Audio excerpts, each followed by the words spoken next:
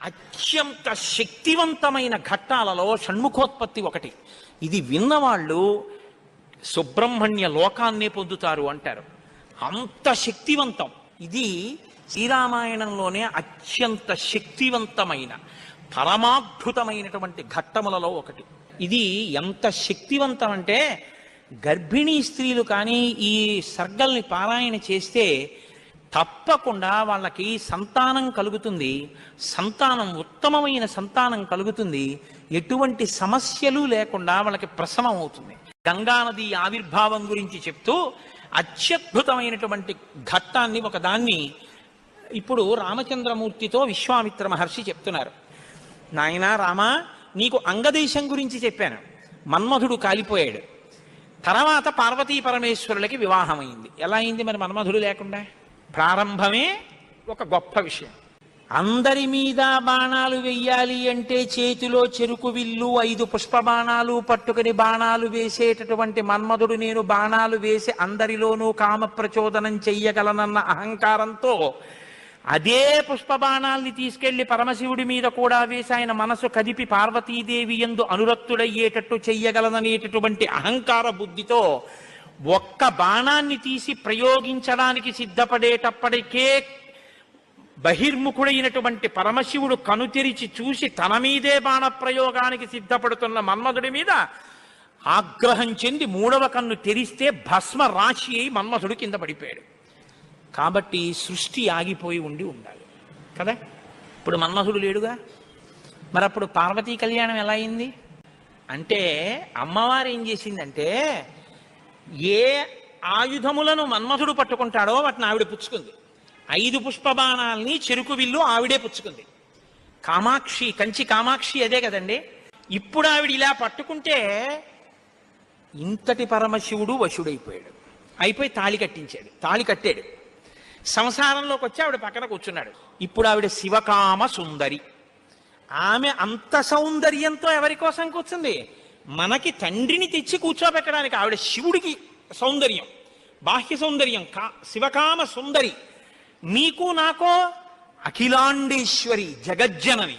ఈ లోకానికంతటికీ తల్లిదండ్రులైన పార్వతీ పరమేశ్వరుల్లో అమ్మ సౌందర్యం పరమశివుడి కొరకు, అమ్మ యొక్క అంత సౌందర్యం అమ్మతనం మన కొరకు. మనకి జగదంబ, జగజ్జనని, ఆయనకి భార్య.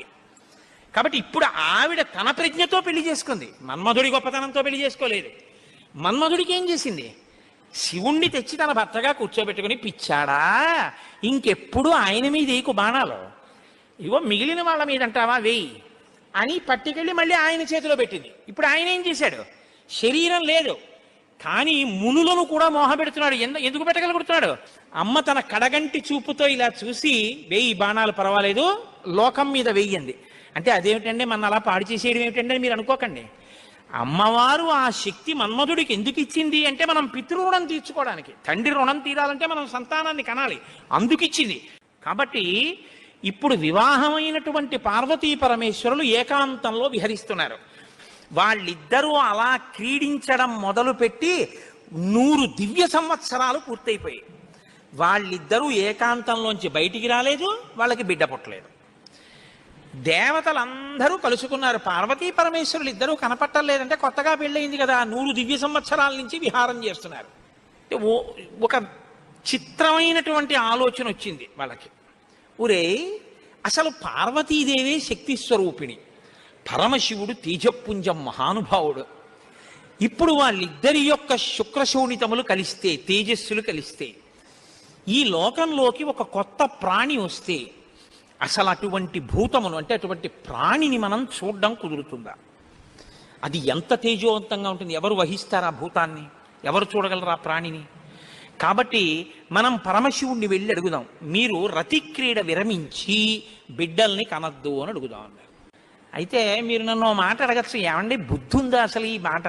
వాళ్ళు అన్నారనుకోండి, మీరు ఎలా చెప్పారండి అని అడుగుతారు నన్ను. అసలు దేవతలకు ఎందుకండి ఈ వ్యవహారం? వాళ్ళు అలా ఎందుకు అనాలి? అలా అంటే మాత్రం దాన్ని మేము ఎలా అంగీకరించగలం ఈ విషయాన్ని? మీరు కంగారు పడిపోకుండా ఉండండి, నేను తర్వాత చెప్తాను ఎందుకు వస్తుందో. కాబట్టి ఇప్పుడు వాళ్ళందరూ కలిసి ఓ సమావేశం పెట్టుకున్నారు. నిజమే అంటే నిజమే. అందరూ కలిసి కైలాసానికి వెళ్ళారు. బయట నించుని పెద్ద కేకేశారు. ఏమని? ఓ దేవదేవ మహాదేవ, లోకమునకంతటికి రక్షించవలసిన వాడా అని కేకేశారు. వీళ్ళకి ఏం ఉపద్రవం వచ్చిందో అని ఆయన బయటకు వచ్చారు. ఆయన్ని చూడగానే వీళ్ళందరూ నేల మీద పడి నమస్కారం చేశారు. మహానుభావ, నీవు పార్వతీదేవితో కలిసి ఏకాంతంలో దివ్యక్రీడను అనుభవిస్తున్నావు. మీ ఇద్దరికి బిడ్డ పుడితే దుస్సహం, మేము తట్టుకోలేం. అందుకని నీ తేజస్సుని నీ తేజస్సులోకి అణిచేసేయి, ఆమె తేజస్సుని ఆమె తేజస్సులో అణిచివేయమను. మీ ఇద్దరూ ఒకరి పట్ల ఒకరు ఇటువంటి ఆభిముఖ్యం పొందకుండా తపస్సు చేసుకుంటూ కూర్చోండి అన్నారు. ఎంత అక్కర్లేని విషయం అంటే ఇది. అంటే ఆయన అన్నాడు, తండ్రితనం అండి, తప్పకుండా మీకు అలాంటి ఇబ్బంది ఉంటుందంటే నేను ఇటువంటి భూతమును సృష్టించాను, అలాగే వెళ్ళిపోతాను. కానీ ఇప్పటికే చాలా కాలంగా పార్వతీదేవితో నేను క్రీడించి ఉన్న కారణం చేత నా రేతస్థానం నుంచి తేజస్సు కదిలిపోయింది. ఇప్పుడు కదిలిపోయిన తేజస్సు పడిపోతుంది. నేను పార్వతీదేవి యందు వదిలిపెట్టద్దని మీరు అంటున్నారు. మరి నేను నా తేజస్సుని ఎక్కడ విడిచిపెట్టను, ఎవరు భరిస్తారు చెప్పండి అన్నారు. భరించడం అనేటప్పటికీ వాళ్ళు ఎవరు గుర్తొచ్చారో తెలుసా అండి? భూమి గుర్తొచ్చింది. అన్నీ ఆవిడేగా భరిస్తుంది, పాపం ఆవిడే భరించాలి. అందుకని వాళ్ళందరూ కలిసి ముక్తకంఠంతో భూమిని చూపించారు. చూపించి ఈ భూమి భరిస్తుంది, దీని మీద వదిలేసేయండి. భూమి ఏమనాలి? అదేమిటయ్యా, ఆయన భార్య యందు ప్రవేశపెట్టబడవలసినటువంటి శివతేజస్సు నా మీద ఎలా విడిచిపెడతాడు? నేనెలా స్వీకరిస్తాను? భూకాంత, ఆమె స్త్రీ, భూదేవి నాలోకి ఎలా ప్రవేశిస్తుంది? శివవీర్యం దోషం అవుతుంది కదా, నేను పుచ్చుకోననాలి. ఆవిడ సంతోషించింది. శివవీర్యం నాలో ప్రవేశించడం అంటే అదృష్టం కదా అనుకుని తప్పకుండా పుచ్చుకుంటానని అనేటప్పటికీ పరమశివుడు ఏం చేశాడంటే ఆయన తేజస్సుని భూమి మీద వదిలిపెట్టేశాడు. అది ఉత్తర క్షణం భూమి అంతటా పాకేసింది. పాకేసి పర్వతాల్లో, నదుల్లో, సముద్రాల్లో, చెట్లలో పరివ్యాప్తమైతే ఆ తేజస్సు యొక్క స్థితిని భూమి తట్టుకోలేకపోయింది. తట్టుకోలేక పెద్ద పెద్ద కేకలేసింది ఆవిడ. నా ఒళ్ళు మండిపోతోంది, దగ్ధమైపోతోంది నా శరీరం అంతా, శివవీర్యాన్ని నేను భరించలేకపోతున్నాను, దాని శక్తి నేను తట్టుకోలేకపోతున్నాను, కాబట్టి నేను విడిచిపెట్టేస్తాను, నాలోకి వచ్చిన వీర్యాన్ని దేనిలోకి విడిచిపెట్టను అని అడిగింది ఆవిడ. ఇప్పుడు దేవతలందరూ ఒకరి మొహాల్లో ఒకళ్ళు చూసుకుని అన్నారు, ఒళ్ళు మండిపోతోంది తట్టుకోలేనన్నావు కాబట్టి ఎవడు మండిస్తాడో వాడిలో వదిలేయన్నారు. అంటే అగ్నిహోత్రుల్లో వదిలేయమన్నారు. అంటే ఇప్పుడు ఆవిడ ఏం చేసింది? తనలో పడినటువంటి శివవీర్యాన్ని అగ్నిహోత్రుల్లోకి వదిలిపెట్టేసింది. ఇదంతా రెప్పపాటు కాలంలో జరిగిపోయింది. పెద్ద పెద్ద అరుపులు, కేకలు, ప్రార్థనలు, హడావిడి. బయటికి వెళ్ళిన శివుడు లోపలికి రాలేదు. అమ్మవారికి అనుమానం వచ్చింది, ఏం జరిగింది అని. పార్వతీదేవి బయటికి వచ్చింది. బయటికి వచ్చి ఏం జరిగిందని అడిగింది. మేమందరం ఇలా ప్రార్థన చేశామమ్మా, మీ ఆయన తేజస్సు భూమిలోకి విడిచిపెట్టాడు, భూమి తట్టుకోలేక అగ్నిలోకి విడిచిపెట్టింది అంది. మీ ఇద్దరికీ సంతానం కలగకుండా తపస్సు చేసుకోమని కోరిక కోరామమ్మా అన్నారు. ఆవిడంది, ఏ ఆడదైనా అమ్మ కావద్దంటే ఒప్పుకుంటుందండి? ఎర్రబడిన కళ్ళతో అమ్మవారంది, అక్కరలేని విషయంలో జోక్యం చేసుకున్నారు. మీరు చెప్పకూడని మాట చెప్పారు. నన్ను తల్లిని కావద్దు అని శాసించారు. నాకు బిడ్డలు పుట్టకూడదు అని వరం అడిగారు. నాయందు ప్రవేశపెట్టబడవలసినటువంటి శివవీర్యాన్ని భూకాంత యందు ప్రవేశపెట్టారు. కాబట్టి నేను మీకు శాపం ఇస్తున్నాను, ఇక నుంచి మీ భార్యల వలన మీకు సంతానము కలగకుండుగాక, ఇక నుంచి దేవతలకి సంతానం ఉండదు అంది. అందుకని ఏమంటే ఎప్పుడూ 33 కోట్లైనా ఇంకా పిల్లలు మనవలు ఉండరా అంటే ఉండరు. పార్వతీదేవి శాపం ఆగిపోయింది దేవతల యొక్క సంతానం. ఇప్పుడు ఆవిడ భూమి వంక తిరిగింది. నువ్వు స్త్రీవి కదా, నా భర్త యొక్క తేజస్సుని నేను పట్టవలసింది నువ్వెలా పట్టుకున్నావు, నువ్వెలా స్వీకరించావు నా భర్త తేజస్సుని? ఆవిడ్ని శపించింది. నువ్వు ఒక్క రూపంతో ఉండవు, భూమి అని పిలవబడినా నీకు అనేకమైనటువంటి స్థితి కలుగుతుంది. ఒక చోట చౌటు నేల, ఒక చోట నల్ల నేల, ఒక చోట ఎడారి, ఒక చోట పంట పండే నేల. ఇలా నువ్వు రకరకాలుగా అయిపోతావు. అంతేకాదు, బహుభార్య భవిష్యసి, నీకు ఒక్క భర్త ఉండడు. నీ భర్త కానివాడి వీర్యం నువ్వు పుచ్చుకున్నావుగా, నీకు ఇంకా ఎంతమంది భర్తలో లెక్క ఉండదు. అందుకే రాజ్యాన్ని పాలించిన వాడందరూ భూమిపతులే. ఎంతమంది ఆవిడికి భర్తలు లెక్కలేదు. కారణం ఏమిటంటే పార్వతీదేవి శాపం. ఏ ఆడదైనా కోరుకునేది ఏమిటంటే భర్త వలన కొడుకుని కనాలి, ఆ కొడుకు పేరు ప్రఖ్యాతులు తేవాలి, తల్లి సంతోషించేటట్టు ప్రవర్తించాలని కోరుకుంటాడు. ఏ తల్లి ఈ లోకంలో ఏ ఒక్కటి సహించదో అది నీ యందు నిజమగుగాక. ఏ తల్లి అయినా ఏది సహించలేదు, ఎంత తప్పైనా సహిస్తుంది. కానీ అమ్మ వంక ఆడదాన్ని చూసినట్టు చూశాడు అనుకోండి కొడుకు, అమ్మ మాత్రం ఒక్కనాటికి క్షమించదు. ఇంకా అమ్మలో ఆడతనాన్ని చూడకూడదు. ఇంకంతకన్నా పవిత్రంగా మాట్లాడడం కష్టం, ఇంకంతకన్నా నేను దిగి మాట్లాడను. కాబట్టి అమ్మతనాన్నే చూడాలంతే కొడుకు. కానీ నీ విషయంలో ఏమవుతుందో తెలుసా, నీ కొడుకులందరూ నీకు భర్తలు అవుతారు. అందుకే భూమిపతి పతే, ఆయన తర్వాత ఆయన కొడుకు, ఆయన భూమిపతి. ఎంత దారుణం అండి అది.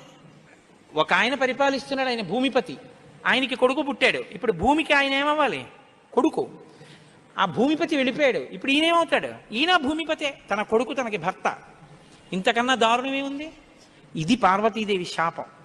నాకు బిడ్డలు కలగకుండా చేశారు కాబట్టి మీరు ఈ శాపం అనుభవించండి అని వాళ్ళు లోపలికి వెళ్ళిపోయారు. ఇప్పుడు వీళ్ళందరూ ఇలా వేళ్ళు విరిచారు. ఒరే, అక్కర్లేని విషయంలో జోక్యం చేసుకున్నాను రా, ఎవడ్రా ఈ మాట చెప్పింది అసలు అన్నారు. వాడు ఉంటాడేమిటి ఇంక అక్కడ. ఇప్పుడు అందరూ భారంగా తలకాయలు ఉంచుకుని ఇళ్ళకెడితే వీళ్ళ శిఖలు ఎవరు పట్టుకుంటారు? ఒరే, ఎందుకు వెళ్ళావురా నువ్వు, నీ వల్ల నాకు ఇంకా బిడ్డలు కలగరని వాళ్ళు పట్టుకుంటారు. కాబట్టి ఇప్పుడు వాళ్ళందరూ ఇళ్ళకెళ్ళారు.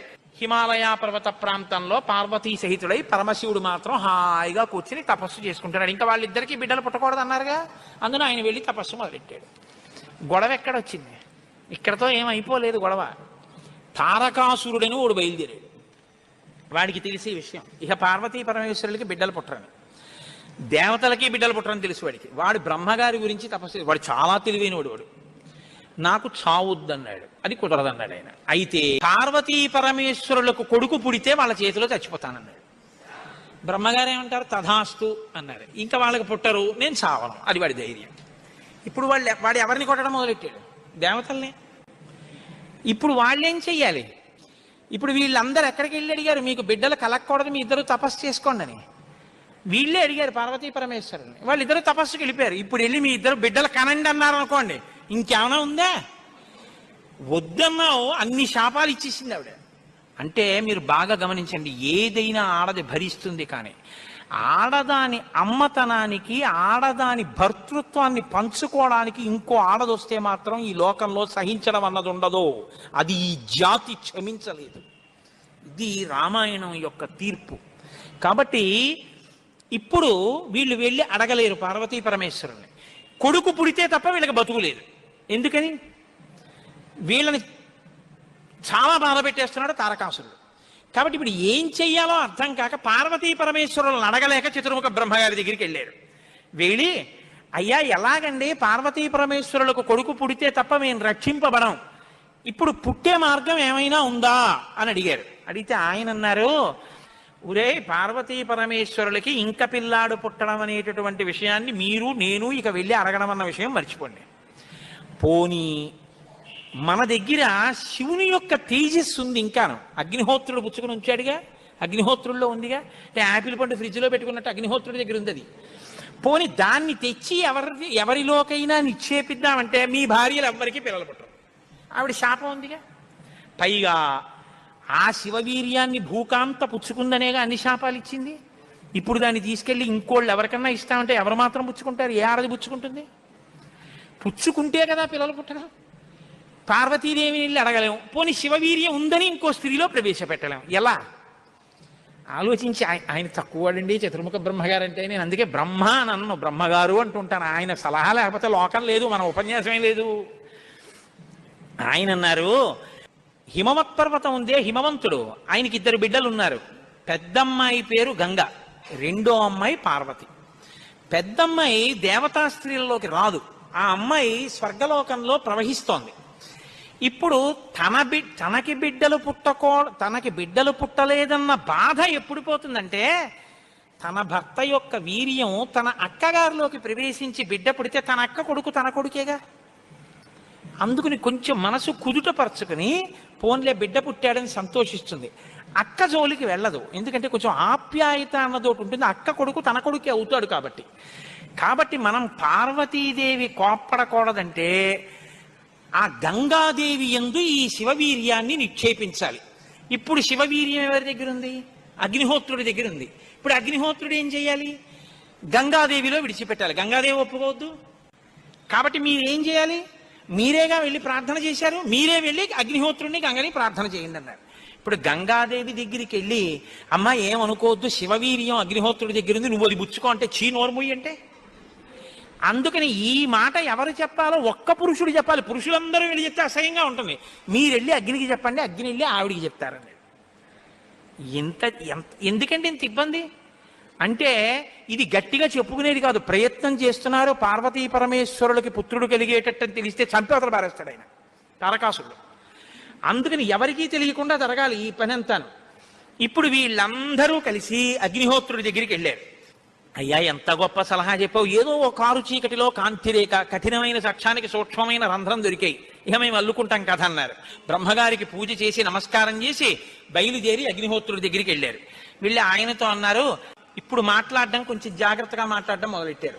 ఇది దేవకార్యం, ఏదో మేము సరదాగా నువ్వు పట్టుకెళ్ళి అక్కడ విడిచిపెట్టు ఇలాంటి మాటలు చెప్పడానికి రాలేదు. నీకు పిల్లలు పుడితే నాకెందుకు, పుట్టకపోతే నాకెందుకు, ఇలాంటి వాటిల్లో ఇక మేము జోక్యం చేసుకోం, బుద్ధి వచ్చింది మాకు. కాకపోతే ఇది దేవకార్యం. ఇప్పుడు ఈ పిల్లాడు పుట్టకపోతే వీపులు పగిలిపోతున్నాయి తారకాసురుడి వల్ల, అందుకుని పుట్టాలి పిల్లాడు. కాబట్టి నీలో ఉన్న శివ తేజస్సుని పట్టుకెళ్ళి గంగలో విడిచిపెట్టు. గంగ పుచ్చుకుంటే, గంగకి కొడుకు పుడితే ఆ పిల్లవాడు పార్వతీ పరమేశ్వర పుత్రుడి కిందకు వస్తాడు. ఎందుకంటే పార్వతీదేవి అంగీకరిస్తుంది కాబట్టి. ఆ పిల్లవాడికి సేనానాయకత్వం ఇద్దాం, వాడు సేనాధిపతి అయితే వాడి చేతిలో తారకాసురుడు చచ్చిపోతాడు. అందుకని నువ్వు వెళ్ళి గంగను అడుగన్నారు. ఇప్పుడు పుచ్చుకునేటప్పుడు అప్రసన్నమైన మనస్సుతో ఆవిడ పుచ్చుకుంది అనుకోండి, ఇది ఎక్కడ చికాకు వచ్చిందిరా అని. అప్రసన్నమైన మనస్సుతో కానీ అలా పుచ్చుకుంటే తేజోవంతుడైన బిడ్డ సంభవించాడు. కాబట్టి ఆవిడ ప్రసన్నంగా పుచ్చుకోవాలి. అంటే ఆవిడ ప్రసన్నంగా పుచ్చుకోవడానికి యోగ్యమైన రీతిలో ఆవిడికి చెప్పాలి. కాబట్టి ఆయన వెళ్ళి చెప్పాడు అగ్నిహోత్రుడు, అమ్మా నువ్వు గర్భం ధరించాలమ్మా, ఆవిడ కన్య, భర్త లేడు. దేవతానాం ఇదం ప్రియం, అమ్మ దేవకార్యం ఇది, అందుకుని నిన్ను అడుగుతున్నాను తప్ప ఇంకో మాట అనుకో కుసుమా తల్లి. అందుకని ఆవిడ అర్థం చేసుకుంది, ఓహో ఇంతకన్నా ఇప్పుడు లోకాన్ని రక్షించడానికి మార్గం లేదు, కాబట్టి శివ తేజస్సుని నాలోకి తీసుకుంటాను. ప్రసన్నంగా తీసుకుంది అనడానికి గుర్తు దివ్యమైన రూపాన్ని ధరించి శివ తేజస్సుని తనలోకి తీసుకుంది.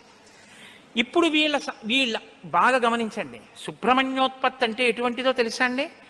33 కోట్ల మంది దేవతలు ఇలా ఎదురు చూస్తున్నారు.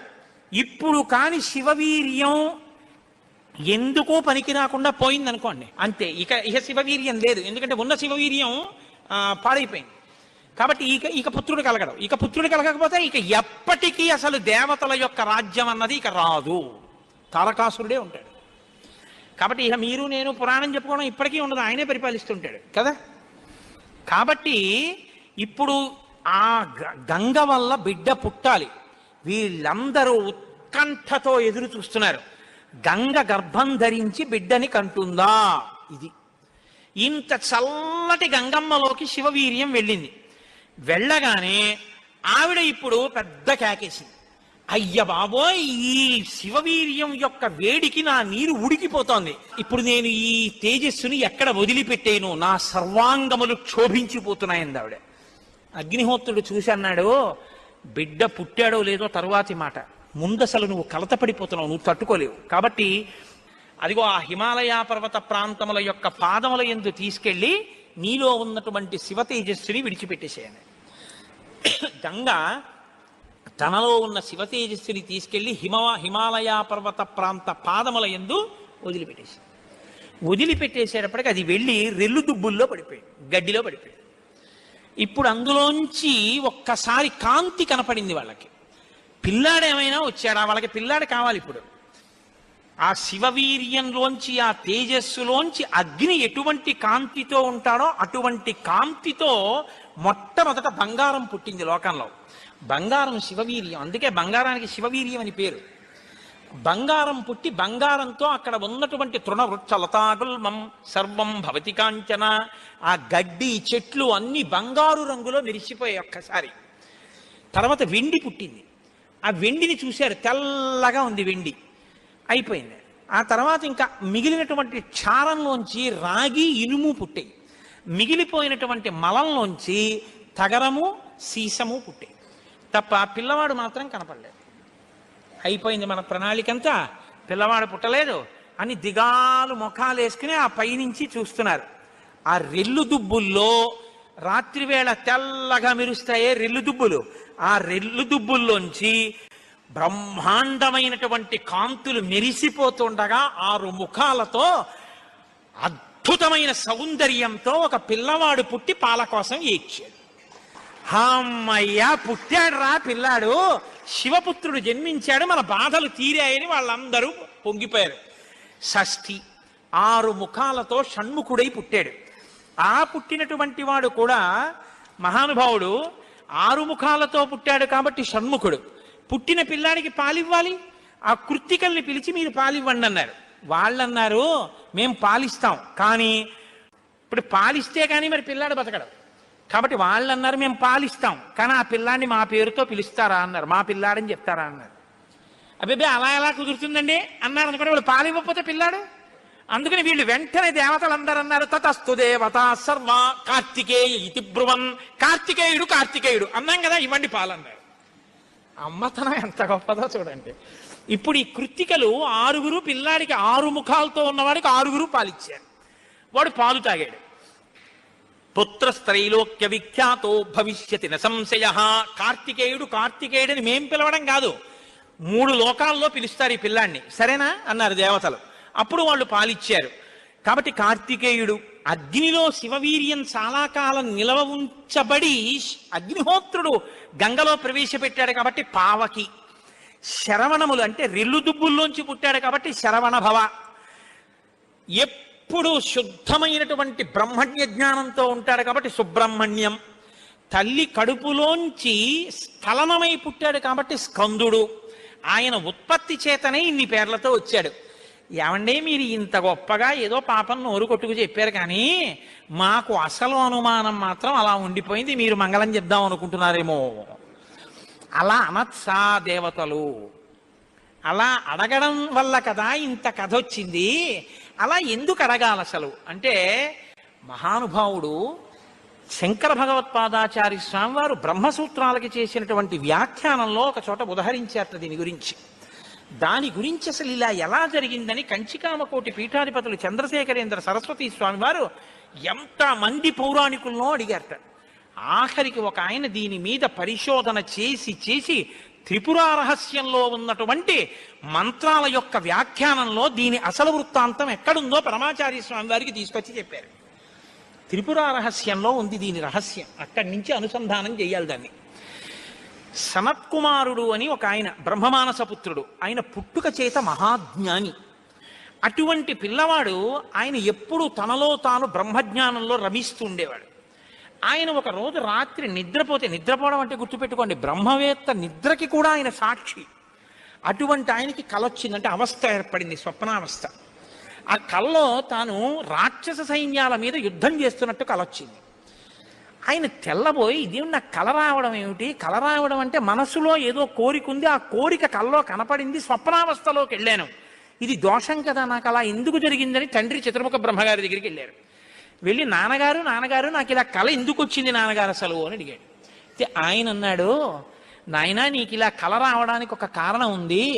నువ్వు పూర్వజన్మలో వేదాన్ని నేర్చుకునేటప్పుడు వేదంలో దేవతల గురించి రాక్షసుల గురించి దేవదానవ యుద్ధాల గురించి చదివి, ఈ రాక్షసులు ఎప్పుడు వేద ప్రమాణానికి వ్యతిరేకంగా ఎందుకు ఇలాంటి పనులు చేస్తుంటారు, వీళ్ళని పట్టుకుని చంపేయాలని వ్యగ్రత పొందావు. ఆ వ్యగ్రత జీవుణ్ణి పట్టుకుంది.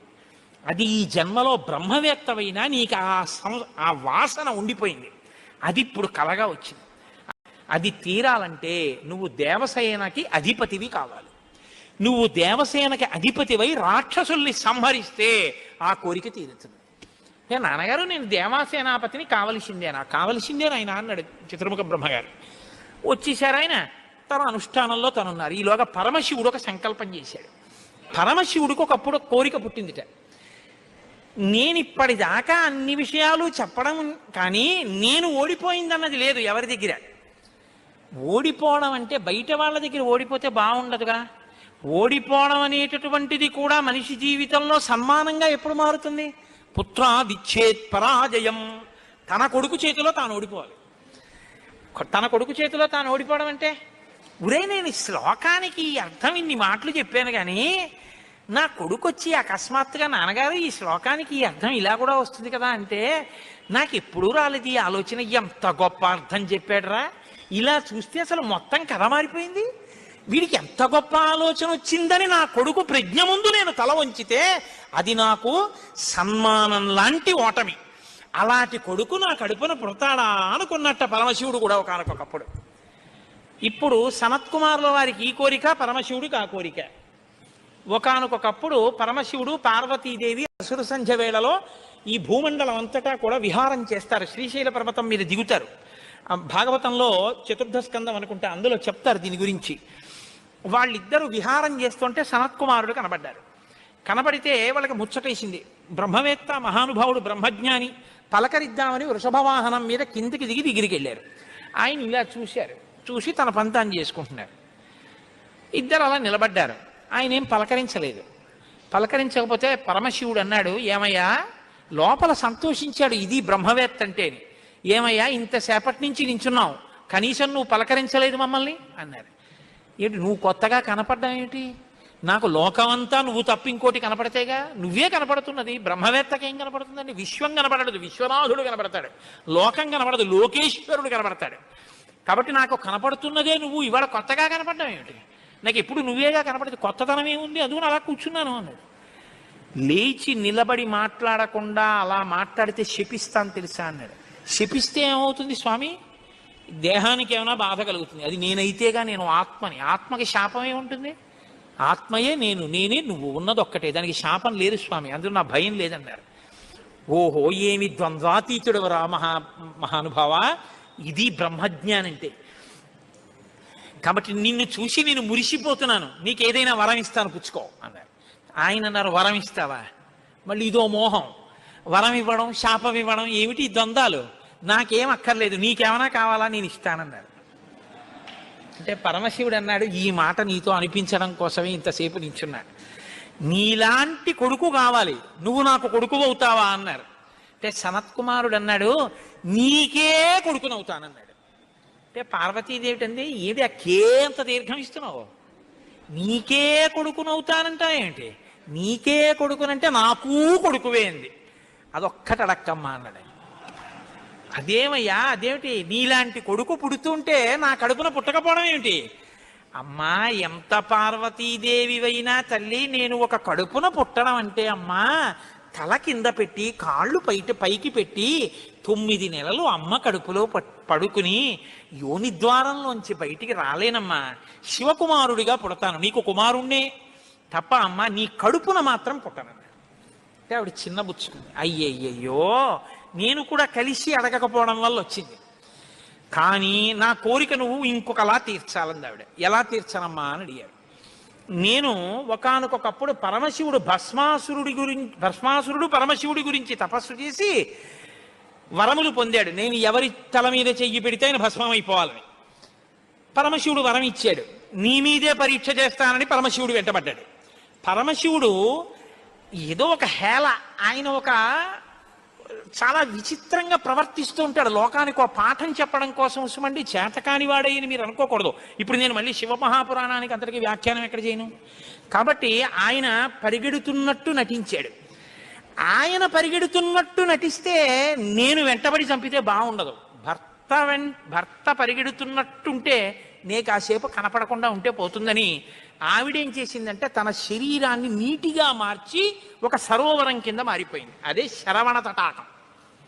ఆ శరవణ తటాకం హిమవత్ పర్వత ప్రాంతంలో ఉంది. నువ్వు నా కడుపున పుట్టకపోయినా ఆఖరణ పుట్టేటప్పుడు మాత్రం ఆ శరవణ తటాకం దగ్గర నుంచి పుట్టాలి. నీ మంత్రం కూడా ఆ తటాకం నా పేరు మీదే ఉండాలి. అందుకే ఆయన మంత్రం శరవణ భవ. అంటే ఆయన అన్నాడు, అమ్మ తప్పకుండా, అలా నేను పరమశివుని యొక్క తేజస్సు చేత నీ తటాకంలోంచి పుడతాను. పంచభూతాత్మకం పరమశివ లక్షణం కదా. అందుకని పృథివీస్వరూపంగా, అగ్నిస్వరూపంగా, వాయుస్వరూపంగా, జలస్వరూపంగా, ఆకాశస్వరూపంగా 5 స్వరూపాలతో పార్వతీ పరమేశ్వర సమాగమ స్వరూపంగా శివశక్తుల యొక్క సమ్మేళనానికి పుట్టినటువంటి మెరుపు తీగల లోకంలో బ్రహ్మజ్ఞానాన్ని బోధ చెయ్యడం కోసమని దేవసేనాపతిని కావడం కోసం, రాక్షస సంహారం చెయ్యడం కోసం మీకు పుత్రుడిగా పుడతానమ్మా అని సనత్కుమారుల వారు పరమశివుడికి వరం ఇచ్చారు. అందుకని ఆ వరం నెరవేరాలంటే పార్వతీ పరమేశ్వర సమాగమం జరిగి పార్వతీదేవిలోకి వెళ్ళకూడదు తేజస్సు. దేవతల సంఖ్య కూడా అనంతంగా పెరిగిపోతే రేపొద్దున్న ఉపాసనలు కష్టం అవుతాయి.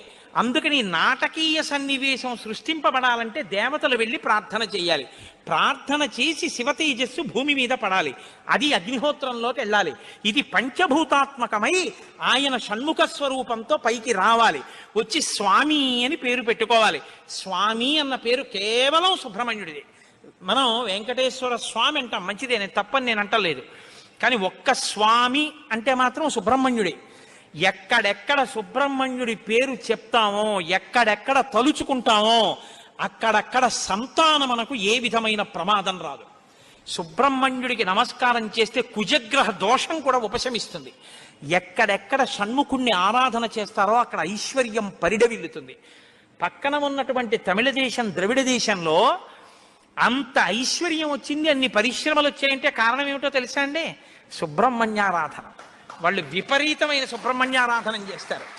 సుబ్రహ్మణ్య ఆరాధనం చేసినా, షణ్ముఖుడికి ప్రదక్షిణం చేసినా, ఆయనకి నమస్కారం చేసినా జ్ఞానము, ఐశ్వర్యము, సంతానమునకు క్షేమము, ఆయువు, ఆరోగ్యము అన్నీ కలుగుతాయి. అంత శక్తివంతమైనటువంటి సర్గ ఈ షణ్ముఖోత్పత్తి సర్గ. ఈ షణ్ముఖోత్పత్తి గురించి చెప్పిన తర్వాత, అందుకే షణ్ముఖుడికి ఉన్న గొప్పతనం ఏమిటో తెలుసా అండి? ఆయనకి ఒక గొప్ప విజయాన్ని సాధించాడు షణ్ముఖుడు ఒక్కడే. శైవ వైష్ణవాలు రెండూ కూడా వియ్యవందేట్టు చేశాడు. శ్రీవల్లి, దేవసేన ఇద్దరు శ్రీ మహావిష్ణువు యొక్క కుమార్తెలు. ఆయన మేనల్లుడు కదండి, మరి ఏదో పండగ సెలవులకు ఇంటికి వచ్చాడు. ఇంటికి వస్తే లక్ష్మీదేవి ఆయన్ని చూసి అందిట, మురుగన్ అంది. మురుగన్ అంటే మేనల్లుడు అని. మరుమగన్ అన్నట్టు విష్ణువు. మరుమగన్ అంటే చాలా అందగాడు అన్నట్ట. ఇద్దరు అలా అనుకోవడం ఎందుకో తెలుసా అండి? మన పిల్లలకు బాగుంటాడు. వల్లి, దేవసేన ఇద్దరిని ఇచ్చి సుబ్రహ్మణ్యేశ్వర స్వామి వారికి కళ్యాణం చేశారు.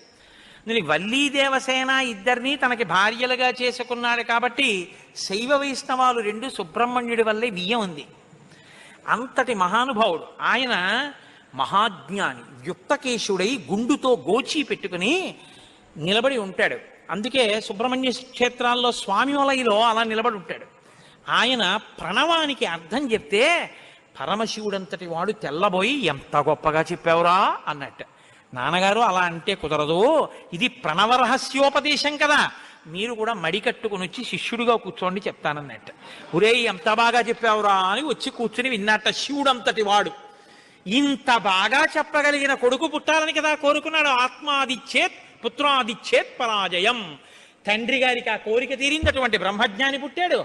ఆయనే తరువాతి కాలంలో కేవలం పాలు తాగి పెద్దవాడైపోయాడు. అయిపోగానే ఆయన్ని దేవసేనకి తీసుకొచ్చి పట్టాభిషేకం చేసేశారు. సేనాధిపతి అయిపోయాడు. తారకాసుర సంహారం చేశాడు. దేవతలందరూ సంతోషించారు. అమ్మ అందమంతా మూర్తీభవించి ఉంటుంది. అందుకే ఇంతంత బుగ్గలు, ఎర్రటి మనిషి, ఆహారాలు, చిన్న పట్టుబట్ట, ఎప్పుడు అమ్మ శక్తి అంతా చేతిలో శూలంగా పట్టుకుని ఆ కుక్కుట ధ్వజం, ఆ నెమలి మీద కూర్చుంటే ముద్దులు మూట కడుతూ ఎంత అందంగా ఉంటాడో. అందుకే సుబ్రహ్మణ్యేశ్వర స్వామి వారి యొక్క మూర్తి వంక అదే పనిగా చూసినా కూడా సత్సంతానం కలుగుతుంది. అంతటి మహానుభావుడు సుబ్రహ్మణ్యుడు.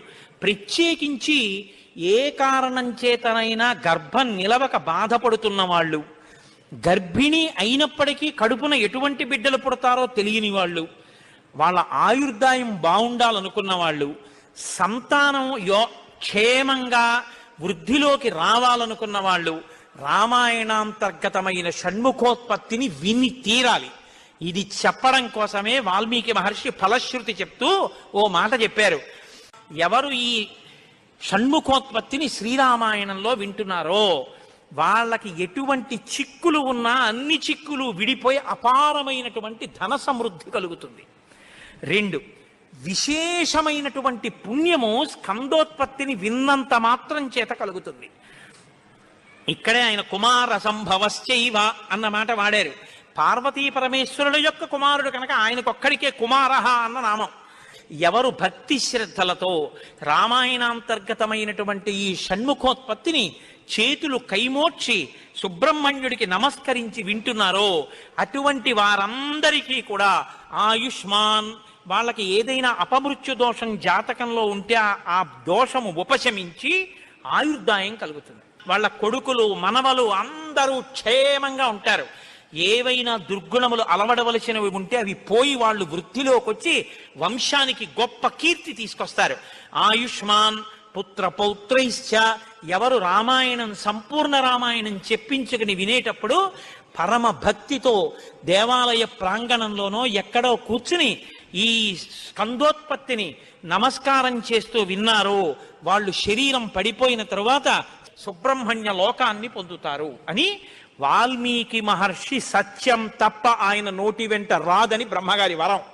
ఆయన ఎప్పుడూ ఫలశ్రుతి చెప్పరు, ఇక్కడ చెప్పారు. అంత గొప్పది షణ్ముఖోత్పత్తి. దీనివల్ల ఉపయోగం పొందిన వాళ్ళు కన్నుల నీరు పెట్టుకుని సంతోషంతో చెప్తారు యథార్థం నిజమేనని. మీకు నేను ఒక రహస్యం చెప్తాను, నేను ఆశ్చర్యపోయాను. తూర్పుగోదావరి జిల్లాలో మల్లవరం అని ఒక క్షేత్రం ఉంది. అక్కడ సుబ్రహ్మణ్యుడు, ప్రత్యక్ష సుబ్రహ్మణ్యుడు, ఇంతలా పాము కోనేటిలో స్నానం చేసి శివలింగాన్ని చుట్టుకుని ఉంటుంది. అది పిల్లలు పుట్టని వాళ్ళు వెళ్ళి నమస్కారం చేస్తే పిల్లలు పుట్టారు. డాక్టర్లు పిల్లలు పుట్టారని సర్టిఫై చేసిన వాళ్ళకి పుట్టారు. ముఖ్యమంత్రులు కూడా వెళ్ళారు పీఠాధిపతులు అక్కడికి. ఆ పాము కారణాంతరాల చేత శివలింగానికే తల కొట్టుకుని శరీరం వదిలింది. వదిలితే ఇప్పుడు అలాగే ప్రతిష్ఠ చేశారు. అక్కడ నేను ఆశ్చర్యపోయింది ఏమిటంటే, నాకు ఆ దేవస్థానం ధర్మకర్త ఒక ఆయన వచ్చి ఒకసారి ఓ మాట చెప్పారు. బిడ్డలు పుట్టరు అని డాక్టర్లు చెప్పేసినటువంటి వాళ్ళు సుబ్రహ్మణ్య షష్ఠి నాడు ఈ దేవాలయం వెనకాల పడుకుంటారు, వచ్చి బోర్లా పడుకుంటారు ఆడవాళ్ళు. వాళ్ళకి కునుకు పడుతుంది, కునుకు పడ్డాక లేపేస్తాం. ఆ మరుసటి సంవత్సరం వాళ్ళు పసిపిల్లల్ని పట్టుకుని వస్తారండి అని చెప్పారు. నాకు అపనమ్మకం కాదు, చూడాలనిపించింది. కాకినాడ నుంచి చాలా మందిని కలిసి సుబ్రహ్మణ్య భుజంగ స్తోత్రం చేశారు శంకర భగవత్పాదులు. సుబ్రహ్మణ్య షష్ఠి నాడు ఆ దేవాలయంలో చదువుదామని అందరం కలిసి వెళ్ళాం. ఆ రోజు వాళ్ళు నా ప్రసంగం కూడా అక్కడ ఏర్పాటు చేశారు. మీరు నమ్మరు, నేను తెల్లబోయానండి.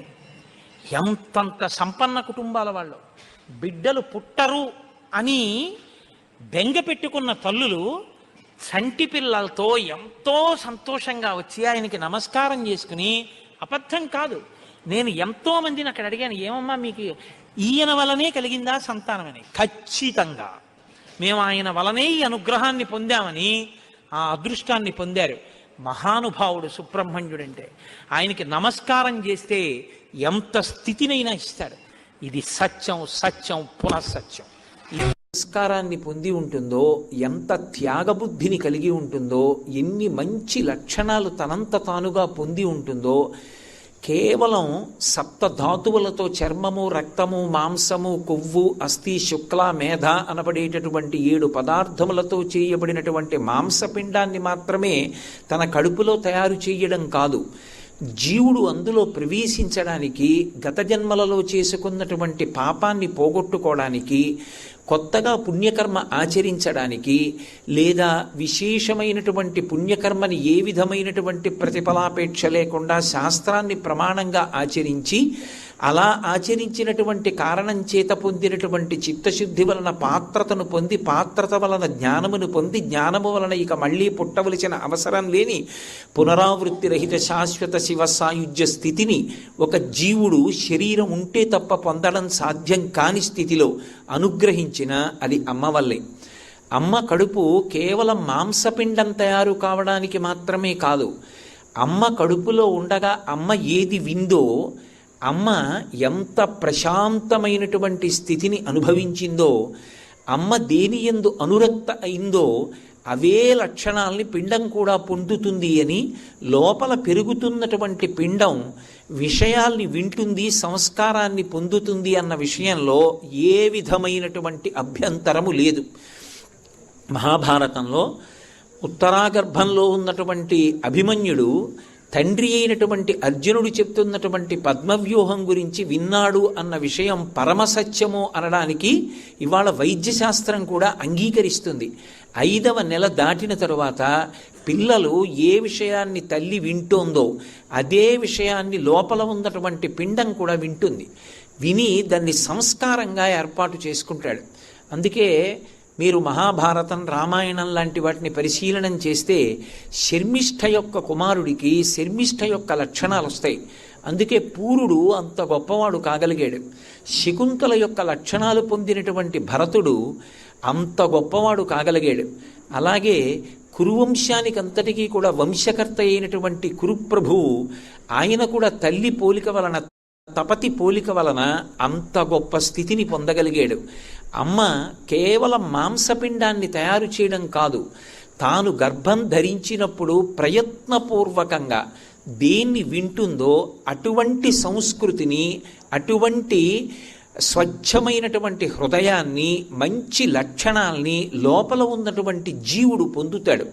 అంటే అమ్మ కడుపులోకి ప్రవేశించినటువంటి జీవుడు గత జన్మలలో చేసుకున్నటువంటి వాసనల్ని తెచ్చుకున్నప్పటికీ కూడా అమ్మ 5వ నెల నుంచి 9వ నెల వరకు ఏవి విందో దాని వలన లోపల ఉన్నటువంటి శిశువు యొక్క వాసన బలాన్ని కూడా పోగొట్టి ఉత్తముడైనటువంటి వ్యక్తిగా తయారు చెయ్యగలిగినటువంటి ఆదర్శవంతమైన జీవి లోకంలో ఎవరు అంటే అమ్మ ఒక్కతే.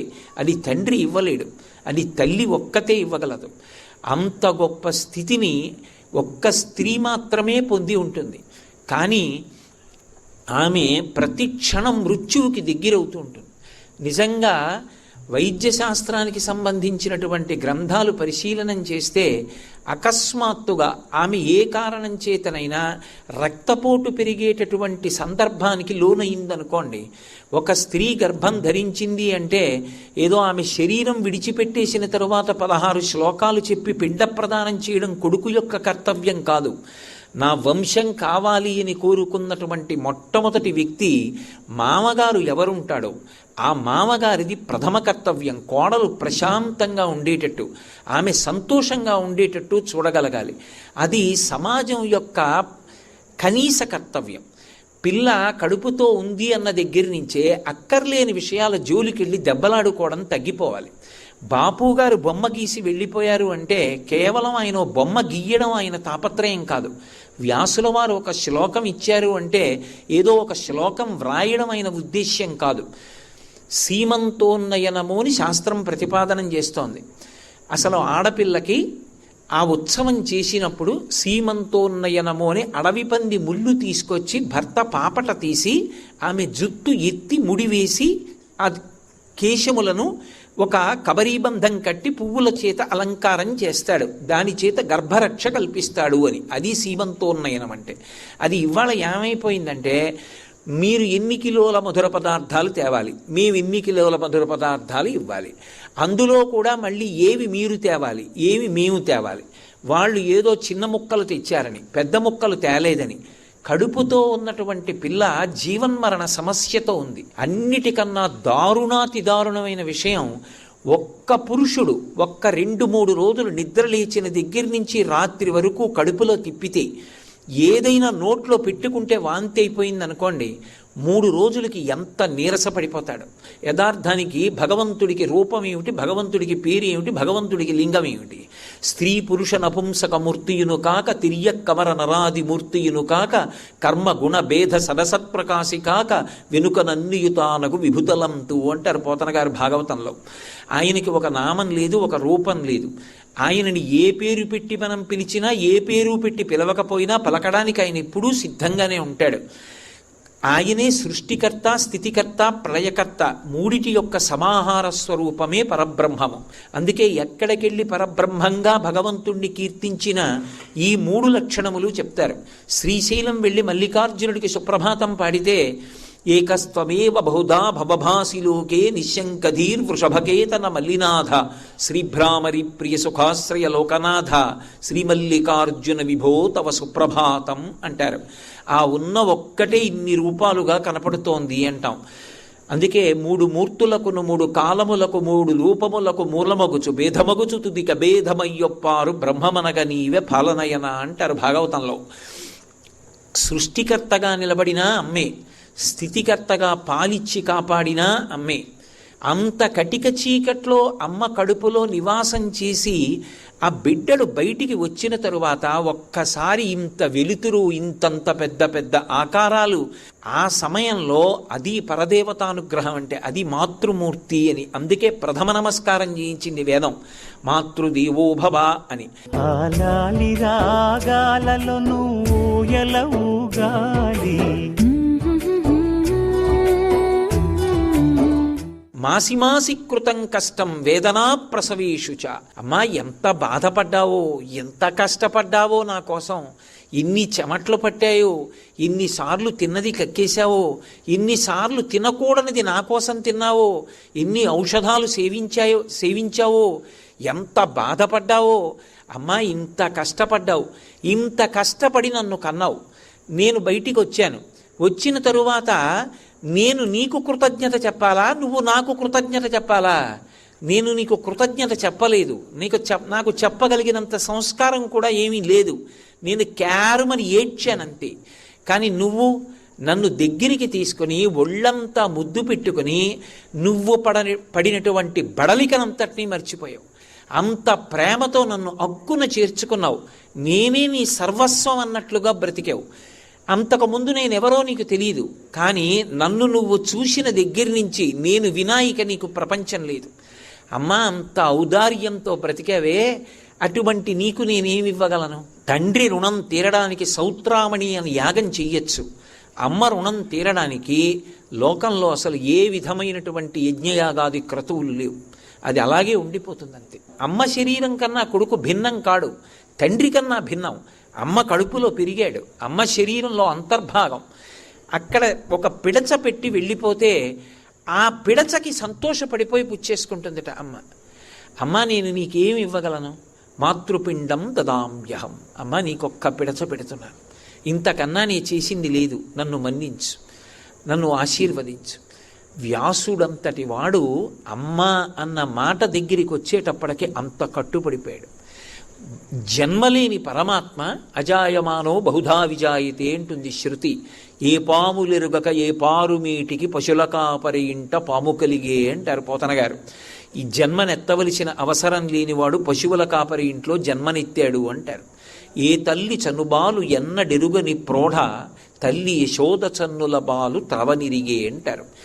అమ్మా అని పిలిచినందుకు ఆఖరణ ఒక్క మాట అడిగింది, మనస్సీదతి మే కృష్ణ తవ కళ్యాణ వీక్షణి దర్శయస్వ రమానాథ జగదానందకారక అంది. యశోద, కృష్ణ పెంచాను, పెద్ద చేశాను, ఇంత ఆడుకున్నాను, ఒక్క కళ్యాణం చూడలేదు, నీ కళ్యాణం ఒక్కటి చూసే అవకాశం ఇవ్వయా అంది. అమ్మా అని పిలిచినందుకు భగవంతుడంతటి వాడు ఎంత కట్టుబడిపోయాడంటే, అమ్మా తప్పకుండా నీ కోరిక తీరుస్తాను. కృష్ణావతారంలో కళ్యాణాలు అయిపోయి అవి నేను కర్మ సంబంధంగా చేసుకునేవి కావు, ఇచ్చిన మాట పూర్తి చేయడానికి చేసుకుంటూ ఉంటాను. కాబట్టి శ్రీశైలే పూరయిష్యామి కించిత్ కాలాదనంతరం, శ్రీశైలంలో వచ్చే యుగంలో నీ కోరిక పూర్తి చేస్తానన్నాడు. శ్రీశైలము అంటే తిరుమల, శ్రీ తిరు, మలై అంటే పర్వతము, అందుకని శ్రీశైలము. శ్రీశైలంలో పూర్తి చేస్తానని వకుళమాతని తన తల్లిగా, అంటే ఆ అవతారంలో ఉన్నటువంటి యశోదని ఈ అవతారంలో తల్లి స్థానంలో కూర్చోపెట్టి పెళ్లికి పెద్దరికం ఇచ్చి పద్మావతి కళ్యాణం చేసుకున్నాడు. ఇప్పటికీ వంటశాలలోకి చూస్తూ ఉంటుంది. అమ్మ పెట్టిన అన్నం తిన్నవాడు, అమ్మ వడ్డించిన అన్నం తిన్నవాడు జీవితంలో పరమ అదృష్టవంతుడు. ఎవరు పరమ దురదృష్టవంతుడు అంటే అమ్మ చేతి అన్నం తినేటటువంటి అదృష్టం లేనివాడు. అందుకేట ఒక్క అమ్మ అన్న 2 అక్షరాలతో ఉన్న ప్రాణిని తీసేయాలంటే లోకాలకి తల్లి అయిన జగదంబ కూడా భయపడుతుందట. వాడికి 80 ఏళ్ళు రానివ్వండి, అమ్మ అన్న వ్యక్తిని తీసేస్తే వాడు పడే క్షోభ ఆవిడికి తెలుసు. అమ్మని తీసేసినప్పుడు వాడు నా వంక తిరిగి అమ్మని ఎందుకు తీశావని అడిగితే ఏం చెప్పను అని 3 అమ్మలనిచ్చి ఒక అమ్మని పుచ్చుకుంటుందిట. కొడుకు ఉండగా తల్లి వెళ్ళిపోవాలది న్యాయం.